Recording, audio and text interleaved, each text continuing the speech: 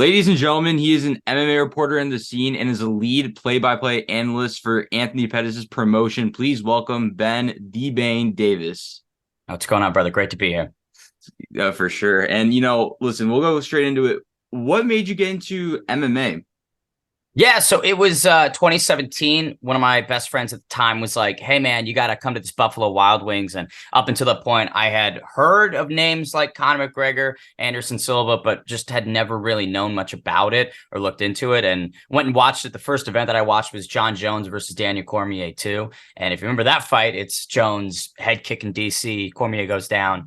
Jones gets the belt. And I don't know, that was a really cool atmosphere. I mean, everybody at Buffalo Wild Wings was so engaged, and it was exciting. And for the first time, I felt connected with a sport. Like, I didn't love football, I didn't love basketball, soccer, baseball. Watching them, I was just kind of bored. But with mixed martial arts, I was like, wow, I'm really tuned in, and just grabbed me. And from that point forward, I just became a fan. Okay. What about like the journey that you've been through? How did you start with that? Oh man, I mean, it's a good question. It's a long one.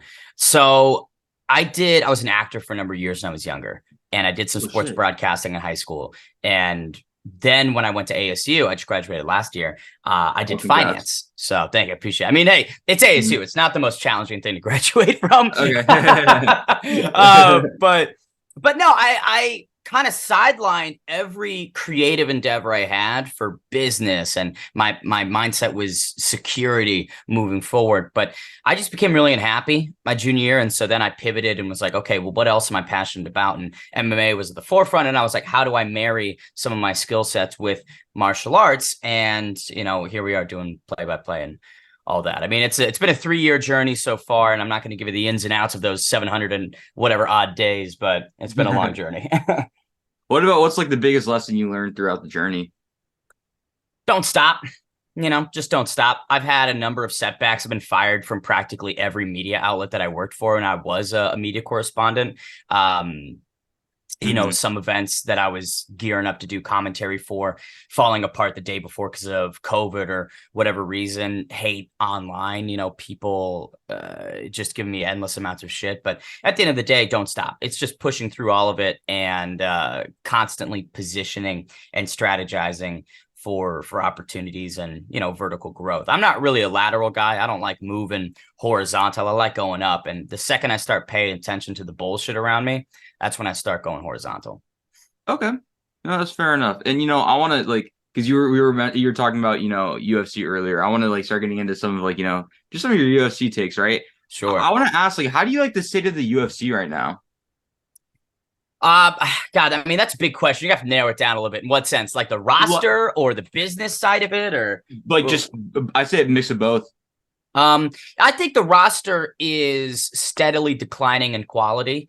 I think that there is this gradual shift from the best of the best to the cheapest contracts. Like who's going to fight for the least amount of money, which is why we're seeing such a emphasis on the Contender Series, and some of these, Ultimate Fighter guys situations coming back around because the UFC doesn't want to pay these big contracts, right? They don't Yeah. want to get the Cedric Doombays. They don't want to negotiate with the Francis Ngannou's. Dana White years ago worked with Tito Ortiz, who's a former champion and a pretty notable icon, and they hated each other. They had a horrible relationship, but Dana understood Ortiz is a big name. So I have to work with this guy and, kind of make amends and compromise. These days, I don't think that Dana and the UFC are going to operate like that. If you're not on good terms with them or you want something that they don't want, you're gone, and they're going to get somebody from a regional scene that's willing to fight for 10-10 because they don't fucking care. They've got such a monopoly that it doesn't matter whether or not the cards are the best of the best. It's people are going to tune in because it's the UFC. And the brand is now much more important than the individual fighters, which is why it's rare to see people like Conor McGregor, big stars that transcend mixed martial arts and go on to Hollywood or whiskey companies or just become these global icons. You don't see that. Sean O'Malley's the only guy really that I think is starting to peek out from behind the curtain. But UFC is not interested in making stars, which is, I guess, one negative, but kind of a long-winded answer. I hope that Yeah, I crossed. know. There is one thing that like I mentioned this to my friend earlier, and it was like, I, it's gonna be a while that you're gonna see a UFC like fighter is gonna get consistently like a million pay-per-views. I Yeah, like outside of Connor and John Jones, I really don't see it from anyone. The only person who has potential is Sean O'Malley, but I think we'll have to. O'Malley, yeah, Yeah, is it's the up only there. person. Chimaev, I think if he was a little bit more active over the last couple of years with how much hype he had, he's Yeah, got maybe the potential to crack that million pay-per-view. But then the thing is, I mean, if they really stacked a card, you put 3 title fights on it with 3 really great champions versus deserving challengers. And that is the thing. I think if you pack these cards a little bit more, then, people will care. But when you look at next week's UFC Paris, I mean, I think this is the second time that the UFC's been in Paris. You've got yeah, Volkan Oezdemir versus someone I've never heard of. Benoit Saint Denis and Thiago Moises, who are pretty solid 155ers, but have never done anything notable in the division. And yeah, Yanis, can't even pronounce that last name, versus actually, we'll see this Cowlin Lofran. I've heard of him. He's an Irish guy. But yeah, I mean, there's just, I consider myself a pretty deep hardcore. I mean, I commentate 2 shows on UFC Fight Pass and a number of mm, other shows around the combat sports scene. And I have not heard of some of these motherfuckers, right? So it just isn't striking me like the UFC is caring about packing and creating quality cards these days, which, hey, it's business. You got to make money. And when you have such a yeah, capped revenue top by ESPN, how do you increase that year over year? You pay smaller and smaller contracts, and then it creates a higher percentage. So yeah. I don't know. I mean, I get it, but it's stupid. Jake Paul even recently talked about, I think it was on Mike Tyson's podcast about like, oh, minimum pay for UFC fighters should be 50K instead of the 12 and a half, I think is what it was. I just want to get how you feel about that in Yeah, I general. mean, minimum 10-10. I've seen guys on 10,000 contracts. Maybe it's 12-5 now, but who knows? I agree with that. I think 50K a fight. I don't like the show win model. I think that when your bag is split in half, depending on the results, pretty stupid. Hmm. Or at that 50%. If it was like a 70-30 split and it was 40K to show, 20K to win or something, I think that make it a bit easier to digest. But the biggest issue that I have is that there's no alternative ways for these fighters to earn revenue or gain income. You look at the Dwayne The Rock Johnson collaboration, fighters aren't seeing a penny of those stupid fucking shoes. They're not allowed to have sponsorships anymore, since Yeah. that Reebok deal years and years ago, which, you could be on the prelims of a UFC card and still be making 6 figures because of your sponsorships and your individual Hmm. business savviness, and that's Yeah. just been stripped away. So I would be honestly a little bit less peeved at the UFC's contract and how they do their contracts these days if the fighters had ways to make money, but they don't. Hmm. For sure. For sure. And just to kind of transition a little bit just from that, right? I want to talk about one of the recent fights that happened. And we mentioned about him a little bit earlier, Sean O'Malley, right? Of course. Sean O'Malley versus Aljo happened. And I want to ask, how long do you feel that Sean O'Malley will hold on to that belt? Depends on who he gets next, man. I mean, if they put him up against Merab Dvalishvili, I think it might be a short-lived title reign. Merab Yeah. is just the most nightmare matchup for most guys at 135. And Oh yeah. I know he doesn't have a fan-friendly style, so I could see a world in which the UFC passes him over for the much more intriguing and storyline-rich matchup of Chito Vera, given, the pair's first fight several years ago. So if they go with Marlon Vera, I think that Sean O'Malley could probably be the champ until maybe mid to late next year. But the second that he gets a Merab, I think it might be game over. And Merab's undeniable. It's like Bilal Muhammad. I think Oh, hold on. Bilal's right. He's a fantastic. The UFC is never going to give him his due because not a fan favorite, doesn't have a Yeah. fan friendly style, and there's other people that quote unquote sell pay-per-views more. Hmm. Yeah. By the way, it cut out a little bit, but I'll explain to everyone who watched, who's what you're trying to say was that since Marab and Bilal, right, they're not the most fan favorite, but they're the most deserving, pretty much. Yeah.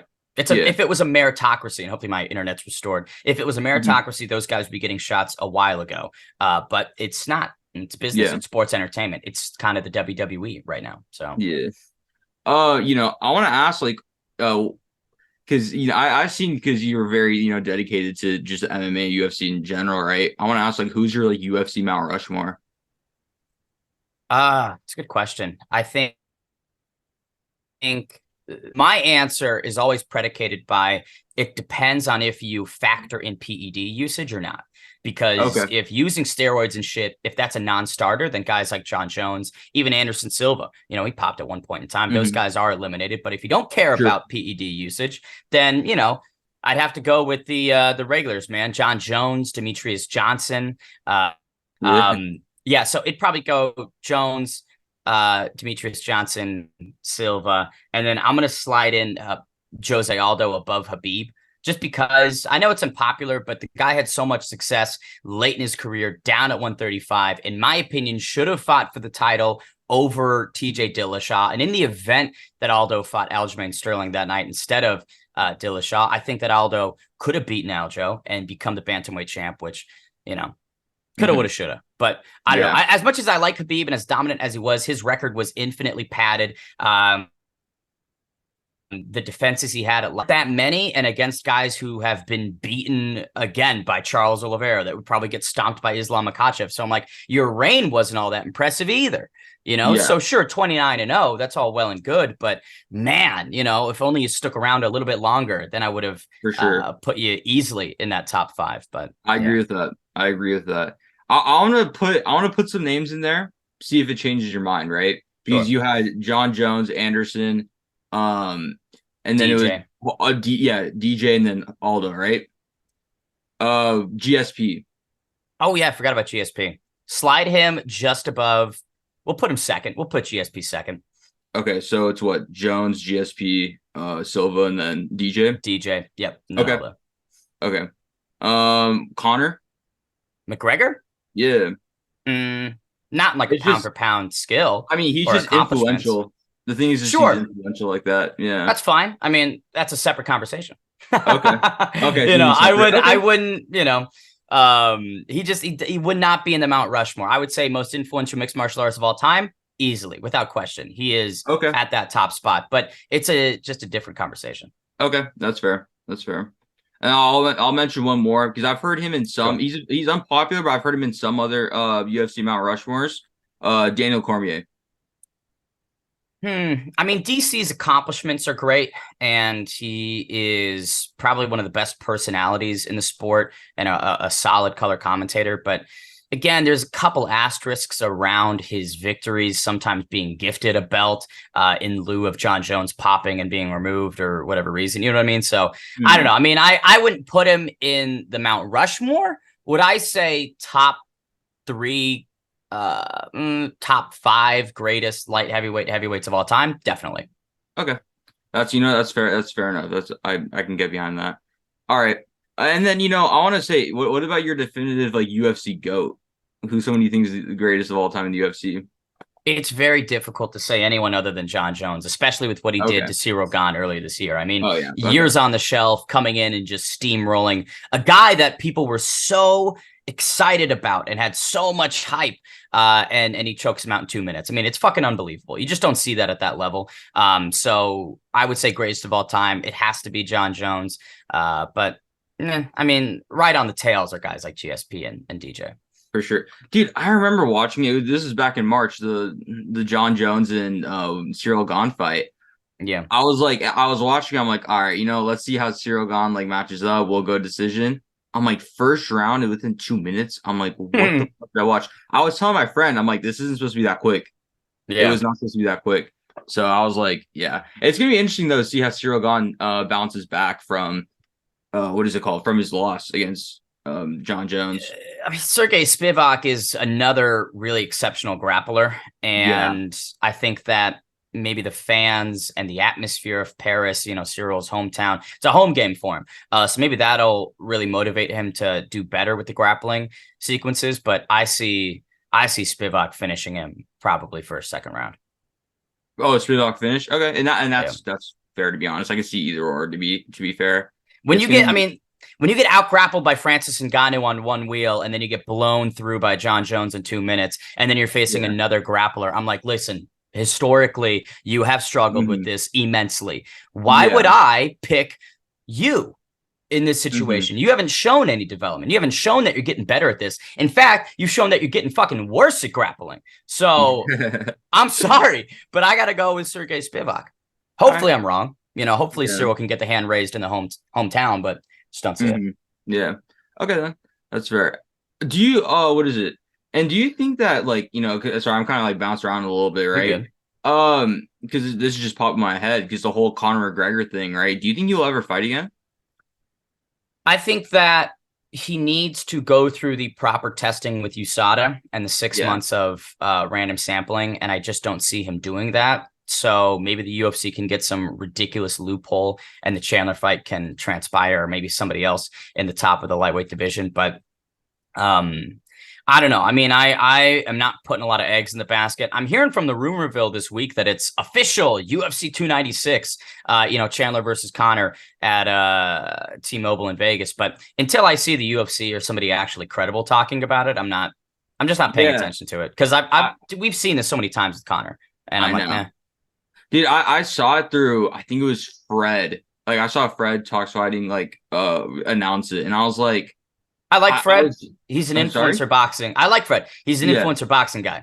Yeah, I know. Not a mixed martial arts guy. Because I was like kind of confused, and I was like, oh shit, I was like, there's no way. And I checked UFC, it wasn't announced, so I'm like, okay, I'm not believing this. Until like sorry, yeah, the same thing. I had some dude last night.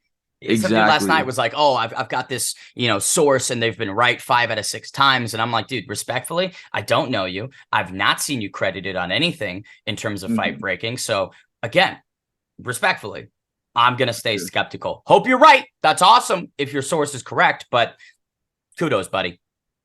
That's fair enough. Fair enough. Also something notable that I've seen within your career, right, is you were involved with PFL, with media and stuff like that, right? Yeah. How did that like all come about? Being involved with the PFL. Yeah, so I mean, like I said, there's been a 3-year journey so far in combat sports. The first, I would say, year to 18 months was largely on-site coverage, interviewing, the media work, because I initially wanted to penetrate the industry as a reporter and a media member, but I quickly realized that there's just no financial upside to doing that. There's no respect really from a lot of people. And I felt like I could give a lot more than just doing interviews that nobody's really going to watch and creating content that nobody cares about. You know what I mean? Yeah. And I'm not, discrediting. It's more of a generalization. But I was just like, for me personally, just wasn't a fit. But networking, I mean, that's the best thing about on-site coverage, is you meet a lot of people. And so with PFL, I've got a great relationship with them. And again, I mean, if people are going to bring me out and put me in a hotel, I'm not going to say no. For sure. So, yeah, that's fair. Fair enough on that. How do you feel about the future of PFL? I'm pretty bullish on it. I think that they've got a really innovative team behind them. I think that the only question marks I have are with this Bellator acquisition, if it does go through. It's really going to change the entire landscape of what the PFL is. And maybe not the best way, because they like to tout this league format, and this is what the PFL is. It's a league. But if you introduce, a couple hundred guys into that, you can't really do any of these tournaments. And even worse, let's say you add more divisions, and let's say we're not going to take the entire roster, but we're going to add 5 more divisions. Well, with their setup, that's $5 more million that are gone with, that one night in November. And then all of the contracts leading up to it. So I just think that the operational expenses are going to inflate to a ridiculous degree. And I think that they have the backing to handle it. And I don't think that they would be doing this merger if they didn't, right? But that is just my only concern, is what is it going to look like and how is it realistically going to be executed? But I don't know. I mean, I love the team over there. I think that they've got a great product. And in terms of number 2s in the combat sports space, it goes UFC and then PFL, in my opinion. Okay. I've actually, what is it? Because I was gonna bring that whole thing up later with PFL, UFC, but the rankings of all the companies, right? I've heard it intertwined between PFL and one championship. I think one's great. I think one is a really interesting product. It's slowly taking on more steam in the Western markets, but for Americans, we're not waking up at 5 a.m. to watch Muay Thai on Friday, typically. You know what I mean? And it's nothing against it. It's just like, listen, I don't put it at a more reasonable time. And I think that the Amazon Prime deal that they have is great. And I think it's going to build more viewership. The fact that they did an event in, I think it was Denver, Colorado. Yeah. Earlier this year. I thought that was great. So we'll see. Cool. But I just, I've heard a number of not so savory things about one championship. And I've got a couple friends that work there and wish them all the best, but their mixed martial arts roster isn't all that crazy. I mean, Demetrius Johnson, of course, and a couple notable names, but again, they've got a lot more submission grappling. They got a lot more Muay Thai. They got a lot more kickboxing. I would say high level athletes and fighters than they do high level mixed martial artists. So my Got you. interest is MMA. I don't really like submission grappling or any of the other That's stuff. fair. Nothing against it, but my bandwidth is limited. That's fair. All right. And because this is just a kind of like a side question because this is just out of Sure. my own interest, but I want to get back a little bit to the PFL because I've been paying attention to the PFL since like April now, and it's very interesting. And I was gonna say, what's your like most exciting fighter in the PFL in your opinion?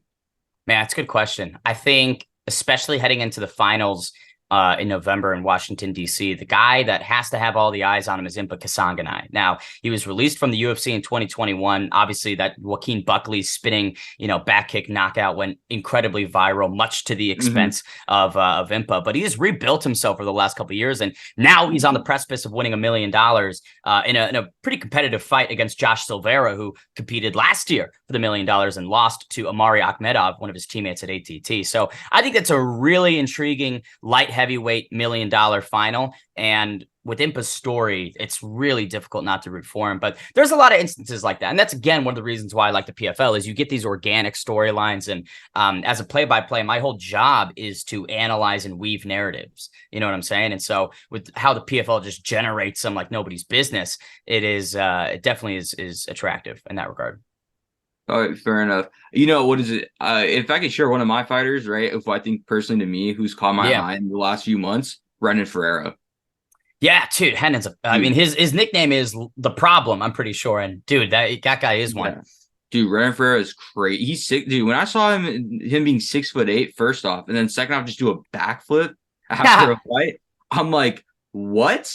I'm like, I've Yeah. never seen someone that tall do a backflip, and I was like, oh my goodness, and this goes into another thing too, because I was like, I feel like this guy could be this, which I'll say right now. Do you think there's a PFL fighter or fighters that could be in the top 15? And will this include the women's featherweight because there's no UFC featherweight at Mhm. all? So will this include Fair. the women's featherweight? But yeah, for all the other divisions, do you think there's any of them that can get into the top 15 for UFC? I mean, top 15, definitely. I think, in fact, probably the top three guys in every single PFL division could make it in the top 15 of the UFC. I mean, in fact, at lightweight, Olivier Aubin Mercier, if he went back to the UFC, I think he'd be top five. I think with how good his skill set is and the results that he's had, I mean, I think he's on like an 8-fight, 9-fight win streak since leaving the UFC. And just kind of rounding himself out. OAM could be a problem at 155. Sada Boucy, really excellent striker at welterweight. His takedown defense has just evolved year over year. That guy would be fun at 170. Renan Ferreira, point to a heavyweight that could easily deal with him. Good luck. Mhm. You won't find any. You know what I Yeah. mean? So I think that there's a number. Magomed Karimov, boom, there you go. Another guy who Mhm. it could be just a massive issue. So I think that there's a lot of fighters in the PFL. And I don't know what the general perspective is towards PFL versus UFC rosters, but the PFL has a sneakily okay roster. And some guys in the top 15 of the UFC, like I said earlier, they're not the Yeah. cream of the crop. Like, Yeah. so I don't know. I think that people would be surprised by how competitive the PFL roster could be. And, I'm not saying everybody, like I said, maybe top three of each each division. But Mhm. it'd be, especially if they get some of the Bellator guys, because Bellator's roster is fucking great right now as well. So Yeah. For sure. There's because I actually asked Wade Pums about yeah. this question. He agreed with me about Renan Ferreira, and I mentioned about Saudi Boussy. And at first I had Saudi Boussy, maybe top 15 for welterweight, but dude, welterweight's a stacked division where Yeah. it's gonna be hard for him to probably get into the top 15 because me and him were talking about it, and I was kind of defending Saudi Boussy until like I actually really looked at the welterweight division, and it's one of the more stacked divisions in the UFC for sure. I mean, I feel like I would take Sadabu over Luque, probably Sean Brady, Stephen Thompson. Magny would be close-ish, but I feel like C can work through a Michael Chiesa, who's currently 15. I think Sadabusi beats him. Kevin Holland at number 13. I think Sadabusi beats him. So that's about half. Okay. You know what I mean? There's one Sean Brady. Sean Brady's underrated. I think dude, Eh, after that Bilal Muhammad loss, I feel like a lot of people have really dismissed him. I think Sean Brady's like a little to me really underrated. I especially think since there's he lost his undefeated record. right. He's you could say he's underrated because he looked bad. You know what I mean? Some guys become Yeah, underrated because they've been on the shelf or you know what I mean? But like that was yeah, a really bad performance. And again, his fight with Michael Chiesa, the fight before, he didn't look all that great. He scraped by a decision and was getting tuned up on the feet by the yeah. Maverick. So I don't think that Sean Brady's underrated. I think that he's hit the ceiling, and I think Okay, that no longer can just grappling get it done. He needs hands, he yeah, needs boxing. And I don't know. okay, I think he might be a cool dude, but I just don't see Sean Brady making any waves at 170. okay, okay then. All right, that's fair enough. I could see that for sure. I'm always open to like perspectives of like everything, so I'm trying to like Hmm. I'm just digesting it in for sure. Yeah. All right then. And then yeah, just the whole PFL and UFC thing, right? Does PFL like have any chance of you think being that number one spot to take over the UFC, or at least Hmm. just being like tough competition? Where do you see? How do you see that company be at? I mean, short answer is no. Not Okay. for a very long time. Again, the UFC's got such a lockdown on that top spot, and they're getting ridiculous site fees and selling out these 18,000, 19,000 seat arenas. And, they are the top dogs, and they will be for a considerable amount of time. Within 10 years, 15 years, could we see a big shift? Maybe. You never know what's going to happen, especially with this antitrust lawsuit that's going on with the UFC right now, and who knows what else might come out. There might be some shift, but it's difficult for me to say within 10 years that anyone else is going to be the top MMA promotion. Okay. I'm sorry. I'm not really familiar with the antitrust lawsuit. What's with that right now from the So UFC? effectively, and there's a lot to it, and I haven't done enough research on it. A buddy of mine has been doing a lot of digging, but it's just about their contracts and how restrictive and almost predatory the UFC's been with athletes. And there's a group of about 1,200 fighters that are suing the UFC, and there's two Oh wow. cases ongoing. Yeah, there's one from like 2015 that's being filed, and I think there's a lot of progress. And there's one from 2021 that's still on the shelf, but it could be to the tune of, I think, $4 billion that the UFC is going to have to pay out to this group of 1,200 fighters. And it's a class action lawsuit now, which is, not great for the UFC to deal with. But, For sure. I think one of the big things that'll come out of it is the transparency, right? Documents that are confidential, or manager contracts that were confidential that now become, viewable to the public, and sort of just the corrupt practices that some Yeah. people and maybe even the UFC have had in place for the last several years. I think that could do a bit to change at least the public opinion. But again, it's not going to alter the UFC's top spot. Okay. And okay, that's actually interesting. I'll look into that for sure. Because like, Yeah. yeah, no, if like you said, if the contracts become public, it could shake some stuff. Not obviously like for long term they'll be fine. Just for a little bit of Mhm. the short term for sure. That's interesting though. Yeah. And I mean that's enough of like the MMA stuff, right? I feel like we went Yeah. through a lot of that. Yeah. But another thing that I want to get into with you is you've been interested in the influencer boxing scene for a while now, right? And there's a couple people that you've at least been in altercations with, if you've been interesting to fight, right? One of them is Derek from Better Media. You had a Yep. call out from him. It went viral. I even like saw it with a lot of other people, right? What's the story behind that? Why do you want to get that fight? Explain here. Yeah, man. I think Derek is just a piece of shit, plain and simple. I mean, it doesn't really extend beyond that. I don't love his behavior at these press conferences. I don't love the platform that he has for effectively no reason. I don't understand what he's done to earn this position, this treatment from Jake Paul and Better, this momentum push, and getting to these UFC press conferences, this mic time at all these other press conferences, and just being a nuisance, man. Talking to Nate Diaz and going, "Oh, I hope Jake Paul knocks you out," and then sitting up in the Better Media suite with a disguise on during the fight night. There's no accountability. I'd like to hold that idiot accountable and sort of go, "Hey, this is kind of what you get, man." For Mhm. talking so much shit, being a fucking idiot. And again, nobody's laughing with you. They're laughing at you, buddy. And it's antics and actions like that you're not going to be around long. This kid's not going to have a future in this industry. It's a flash in the pan, and maybe we'll get clicks and engagement now, but in 2 years, the name Derek from Better Media will be like a fucking cave painting in the desert from some ancient, civilization. It's going to be Okay. out of date. Okay. And then, another one is Most Wanted, right? And Yeah. I actually reached out to him for like, a little statement. And this is what he wanted to say. He says what Ben Davis is doing is cool. I like the interview that he's done with Wade. We're both small content creators trying to make it through the scene. Even though you have every physical advantage, even with kickboxing experience, I will get you in 2 rounds. Talking about boxing. How do Yeah. you feel about that? Oh, 2 rounds. We'll see. I think I'd get him out of there in one. Okay. He's 5'0". I mean, he's quite literally the size of a kindergartner. I could lift him up with one hand and put him in timeout. No, I like Most Wanted. He's a good dude. Yeah. Him and I have had a lot of really productive conversations, and I think we have a lot of the same goals within the Yeah. scene, at least in a competitive sense. So with Derek, it is a lot of bad blood, and I fucking hate that dude. With Most Wanted, it would be a lot of fun to step in there and put on a show for the fans, because I know that he brings it. I'll certainly bring it. And down the line, I think it makes a lot of sense, especially if I know he's got like 2 fights in one night coming up in November. Exactly. So, He has two if fights he in one can, night. I'll be watching. I'll be watching. Mhm. Okay. Yeah, maybe that's the next fight after his 2 fights in one night. Maybe you get into the ring. Maybe. Yeah, we'll see. I Maybe. might already have something coming up. Who knows? All right. We'll stay in tune for that for sure.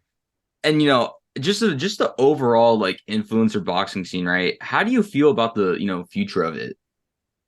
I think it's a little bit on shaky legs, because when Tommy Fury, KSI, Logan, and Jake do depart the scene, it's kind of like, well, fuck, who can carry the torches? You know what I mean? And sell out Yeah. arenas and do pay-per-view numbers. And I don't really think we've found a lot of people yet. I think that there are some interesting guys. And, if you pay attention, and you see guys like Unbear or B Dave that have good personalities, that are fun fighters, Waleed, Dean. Like, I don't know. I think there are a lot of great people in the scene, but on a grander sense, from a really stepping back and looking at the forest for the trees perspective, it's going to be tough. It's going to be tough once those big dogs depart. But I hope that over Mhm. the next 18 months to 24 months, it becomes apparent who the next era of top guys are. And I think we're approaching it with people like Salt Poppy, and Anthony Taylor's been crushing it. Yeah. But it really is kind of skeptical still for me, but a lot of fun. I mean, it's Sure. one of the big reasons I like it is because it's different from MMA. It's a break. Yeah. It's something that's still combat sports oriented, but a little bit more entertainment, showmanship foundation. For sure. I no, I agree with that. And that's like the one thing that I've like mentioned with just some discussions with anyone is like the how do I say it? That next person who will be the face of influencer boxing, right? Because you're right with once when KSI Jake's out, who's gonna be the one selling out the O2 arena? Who's gonna be the one Yeah. selling out the what is it, the AT&T Stadium at the Dallas Cowboys, right? It's gonna be very difficult for sure. And so yeah, the next person, because there's a couple, I think still like with the Brazilian market with Wenderson Yeah. has somewhat potential there for sure. And the next person, if he does ever step into the ring, he's had shown interest, and even through streams that I've seen, he said that he's had fights, but it could have been falling out because maybe he's busy or whatever. But Gideon, he's a content creator, obviously with like millions and millions of subscribers, and he's very big in both the US and UK, and he's shown interest of fighting. And so he's someone that could potentially sell out an arena. And so Especially with maybe him being at the Logan Paul shit and having some altercations with them. It's like a soft launch of Gideon in the scene. So I completely agree. And you get guys like Speed or Kai seeing out some of the huge streamers involved. I think that that's a great way, a good vehicle for the next generation. But I don't know. The thing is, I mean, the people right now, especially KSI and the Pauls and Tommy Fury, they're not bad at boxing. You know what I mean? They're really dedicated to it. And I don't think that there are a lot of other people because like we can get streamers that come in, but if they look shit in the ring, then yeah. everybody just looks like a fucking dumbass. You know what I mean? So they got to actually have a little bit of sauce in the hands. Okay, fair enough. And we'll go into one last thing before we wrap it up, right? Sure. Oh, I like to do this thing called the one word segment where you describe these people in one word. Sure. Pretty simple. All right. It's a short list, to be fair. It's like 7 people, so we'll get through it for sure. The first couple people we already mentioned, right? But one is Derek from Better Media. Idiot. Most Wanted. Small. Wade Concept. Go. I literally just thought of that in my brain. I'm like, you know what I was gonna say? I literally said goat, and he just said that's funny. He is the goat though. I love Wade. Donna Corby, Legend. legend. All right, and then Faye Sensei, Football. football. Okay, Mams Taylor. Good dude. That's 2 words, but That's fine. And then lastly we'll go with Keem. Mm. He's a pot stirrer. Potster. Okay. Well, we'll wrap it up right here. Ben, thank you so much for, hopping on, taking time out of your day to get on this interview. I know we've been in talks for like the last few weeks to do this. Finally, great to have you on for sure. If Thanks, is man. there any, is there any announcements or anything you want to share on here? You most certainly could. Yeah. So, when do you think this will come out? I would want to say anywhere from I'd probably want to say like maybe Wednesday, anywhere from Wednesday to later of the week. Excellent. Okay, so I'll be taking on Gabe Silva, the son of Anderson Silva, at Misfits 9 on September 23rd in Newcastle, England. So that's going to be very exciting. The announcement should be today. So when this is out, this is Monday. Hopefully, we'll already be cooking with some gas. So fight camp's been going. I'm excited. I'm going to take Gabe Silva's undefeated pro boxing record in Swift style. Outside of that, got some commentating gigs coming up this weekend in LA at Uriah Faber's show, and then the next day in Indiana for Anthony Pettis' gig, APFC on Fight Pass. So make sure you tune into those. But yeah, big announcement, crushing Gabe Silva on the 23rd. Damn, that is an announcement. Oh my goodness. Okay. Yeah. I'm excited for that. I'm really It'll be a excited fun for one. that. Okay, Yeah. well, anyways, if you guys enjoyed this interview, right, please like, comment, subscribe for more content. The goal at the end of the year is get to 1,000 subscribers. Crossing my fingers to see if we hopefully get it. And anyways, I'll see you guys on the next video. Peace.